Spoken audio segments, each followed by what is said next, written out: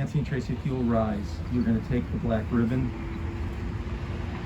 and you're going to tear from the bottom vertically up. And repeat after me. Baruch Atah Adonai Eloheinu Melech Ha'olam Dayan Ha'emet. Praised are you, Lord our God, ruler of the universe, who is the righteous judge. Adonai, Natan, Adonai, Lakach, Yehi Shem, Adonai, Mivorach. God gives, and God takes away. Blessed be the name of God. Can everybody hear me okay? Yeah?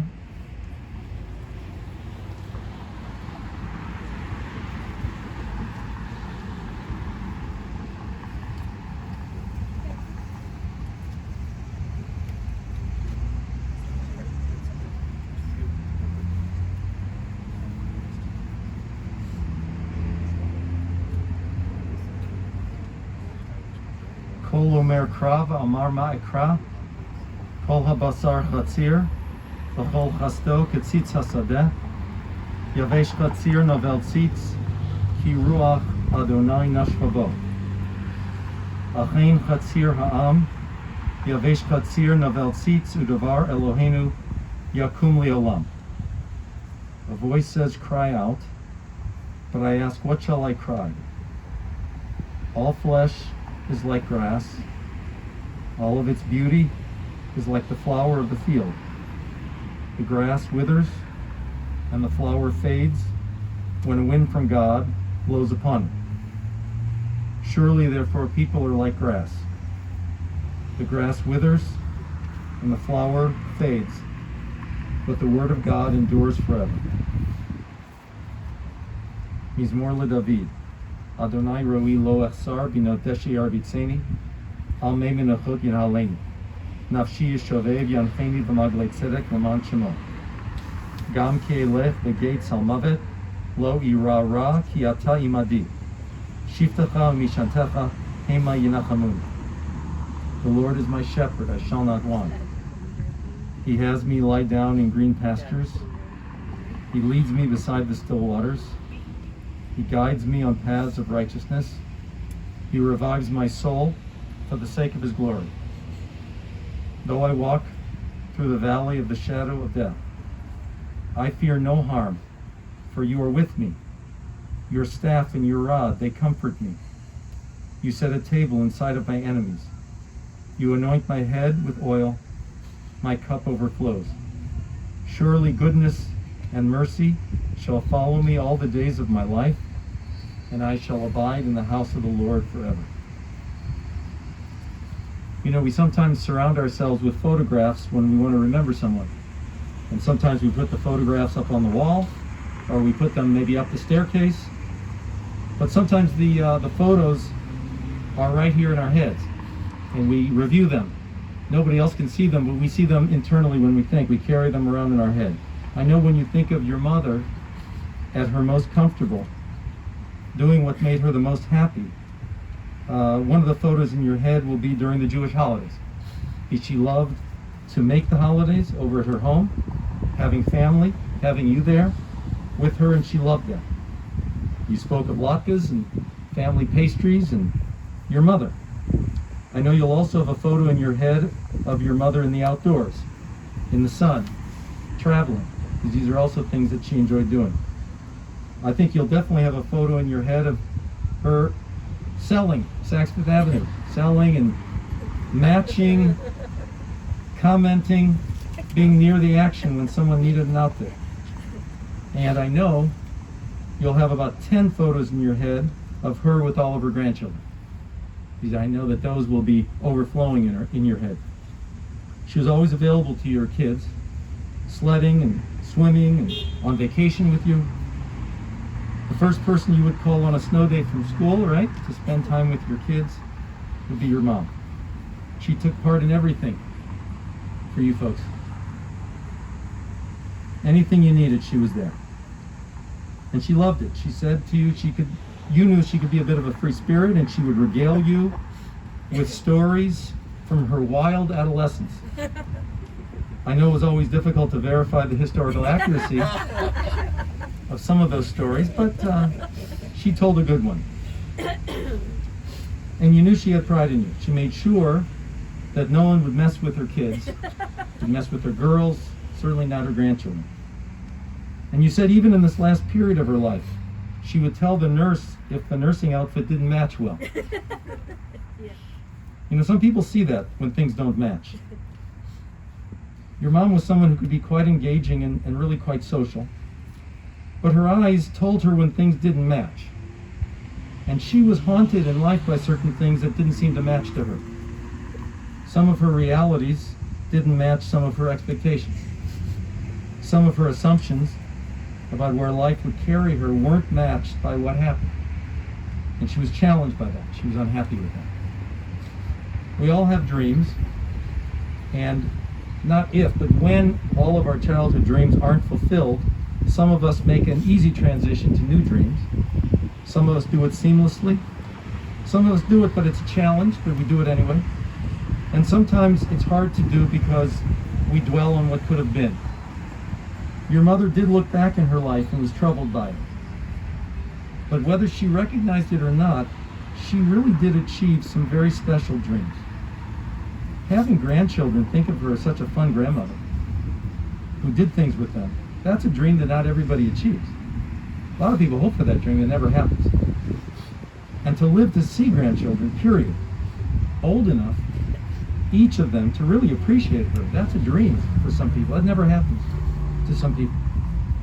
And to have two daughters as loving and as caring and as devoted to her, that's a dream that's off the charts for a lot of people. They just don't have that. You know, we all take math and we understand why 1 and 1 equals 2, and we can do the calculations to understand why certain things add up. Sometimes life math, to know why things turn out, is more difficult to do than regular math. You don't always know why things add up a certain way, why certain things result in a certain way. It's not always clear, but all I know is that along with her frustrations and her second guesses, she produced the two of you, and she knew you cared. And she knew that the two of you would be open and frank with her. You told her what was on your minds. You had complete honesty with your mother, in agreement and in disagreement. But you told her. True that. And she knew that you had her welfare in mind. And I might add that as much as a parent wants to know that her children are devoted to her, perhaps what's most satisfying to a parent is to see your children devoted to each other. Because in the end, that's what you have. Because you're the peers. And one generation does pass away. And she saw that as well, your devotion to each other. I would insist that these are satisfaction that she did live to see. And I know she would blurt out some of her own fears to you. Based on her past, she'd warn you of the clouds, the calamities about to surface. I understand that it was trying not only for you, but for your families. But what you gave her is a place in your life. And as I was thinking about it, because I've been thinking about this a lot, I think that what your mom needed most of all, was to know she had a place in life. And to know where she belonged and with whom. Think about it. She had her place as a daughter, and she loved her parents. You said her mannerisms even reminded you of her mother, who was quite an impressive lady. But while that was her home, you also relayed to me that she might have been able to do well in the family business, but that wasn't an option because it was a man's world. She learned she had no place as a woman in the business. And then in her adult life, her married life, the whole evolution of it, the tone and emphasis of it did not match her expectations. And again, I think she wondered where her place was going to be. And after the two of you grew up, and when your parents' marriage ended, what was going to be her place? You too gave her a place. First, in terms of her role in the family, and that's one reason I think she loved being a grandmother. And ultimately, you gave her a physical space in your homes during her illness. You bringing her in physically was just, in addition to being a kindness, just a wonderful symbol of what you'd done her entire life by giving her a place. And from the vantage point you gave her, she saw how remarkable her daughters were. I mean it, you were her saviors. You know, a relationship with parents is always uneven because it starts out because they give you life. You can't really repay that. You're automatically uneven. That's why they can make you feel guilty. You know what they say. Why do parents always have the ability to press your buttons? Because they're the ones who installed the buttons to begin with. But you really gave back. You really did. To the end. And there's greatness in that. And there's righteousness in that. We use the words cheaply, but not in this case. You did something very righteous and great. And now as a friend, I say to you that now you will need to make a transition now. Because this has been very intense.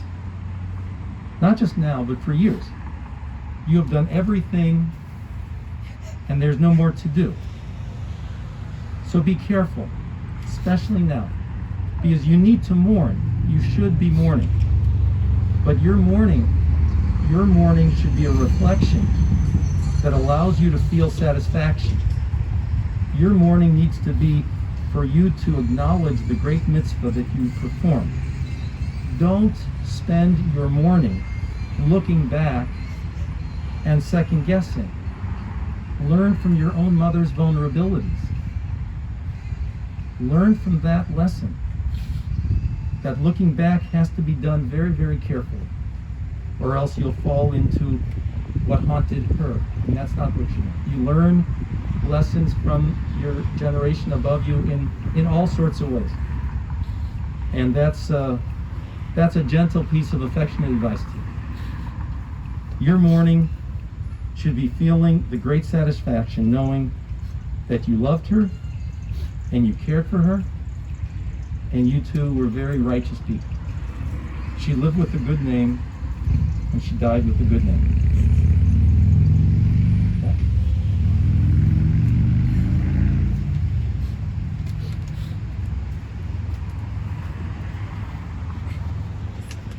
8,806,132 minutes. The amount of time she was in my life. It's not a lot, but it's just the right amount of time to make a best friend. From the sleepovers and pillow fights at 2 a.m., to the long talks about which drugs I should and should not try, to all the tennis, golf, hockey, and front yard soccer and swimming lessons, we've done it all. I have so many memories, and I'm so thankful to call you my Nana. You have shaped me into an amazing young man and taught me who to be. I know you're in a better place right now, but try not to cause too much of a ruckus and get kicked out. I'll be waiting for that confetti. I love you, Nana, forever and always. Really good. Let's rise now for the memorial prayer.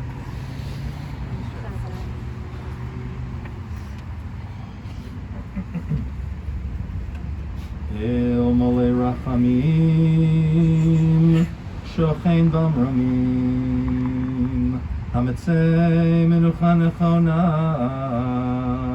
Tachat Kanfei Hashchina, B'malot Kedoshim, Utehorim, Anabal Harachamim Hastireha, V'seiter Knafecha Leolamim, Utzror B'tzorachem et Nishmata, Adonai hu Nachalata, V'tanuach B'shalom Amishkava, V'nomar Amen. May we remember all of the worthy deeds that she performed while in the land of the living. May her soul be bound up in the bonds of eternal life. God is now her portion. May she rest in peace. And let's all say Amen. We're going to take a moment to lower the casket, and they may want you to move back out of the canopy for a few moments.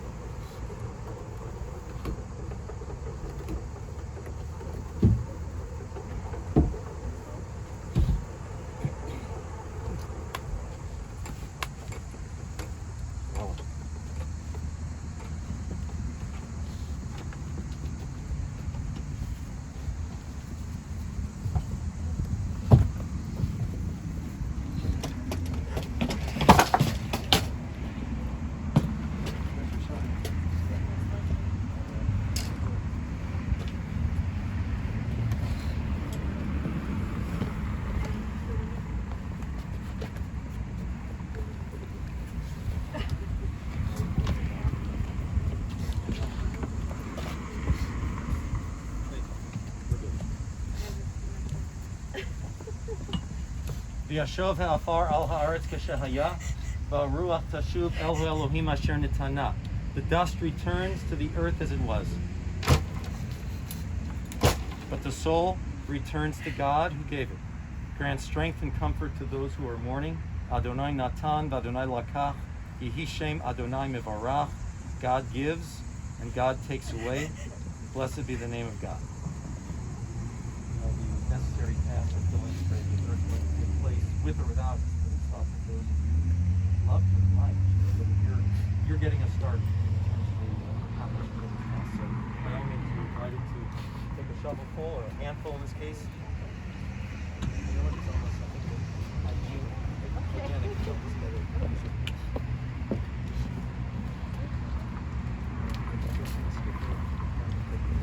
Because it's stuff.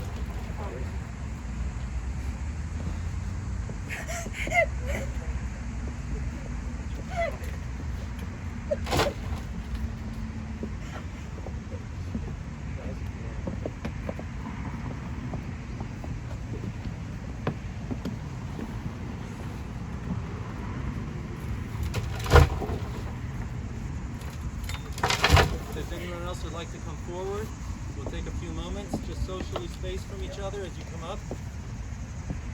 Give people plenty of space.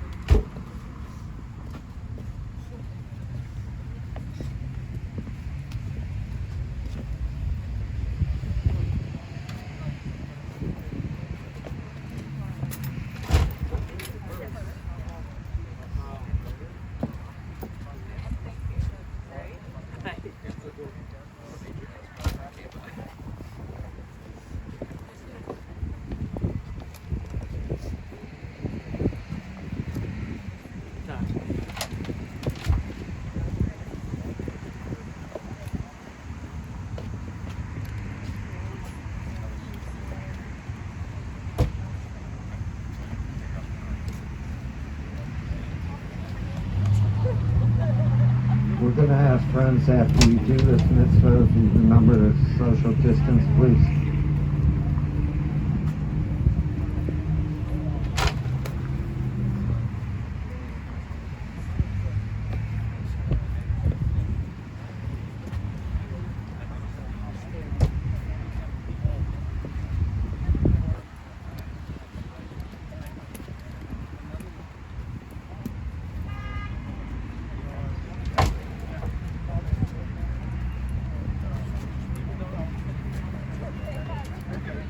We're going to say the Kaddish, folks. Let's go back in the order. Let's say the Kaddish.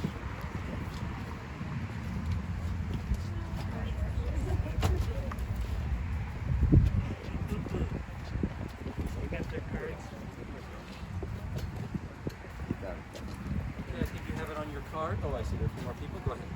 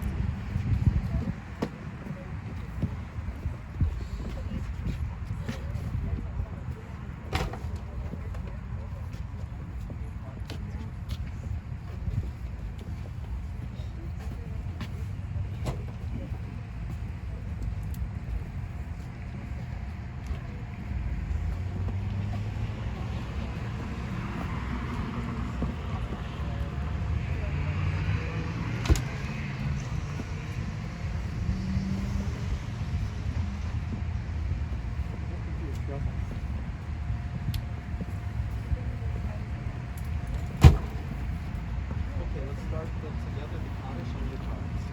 3, 1, 2, and 3. Yitgadal, V'yitadash, Shemei Rabbah. V'alma, Divra, Firute, V'amlit Malchute.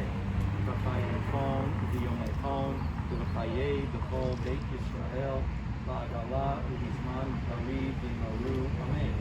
Yehei Shemei Rabbah, V'ara, Leolam, U'lomei, Omaya. Yitbarach, V'yishtabach, V'yitba'ar, V'yitromam, V'yitnaseh, V'yithadar, V'yitaleh, V'yithalal, Shemei D'Kudeshah, B'richu. Le'ela Mikol Birkata V'Shirata Tushbechata V'Nechemata Gamiran B'Alma B'Maru Amen. Yehi Shalama Rabba Min Shemaya V'Chayim Aleinu V'Al Kol Yisrael B'Maru Amen. Oseh Shalom B'Ramav Huyaseh Shalom Aleinu V'Al Kol Yisrael B'Maru. Hamakom Yinachem B'Kokshah V'Leitzim V'Yerushalayim. May God comfort you for morning today. Together we're going to love you some more in the house of Israel and in all the world. Services are now concluded. Thank you, Rabbi.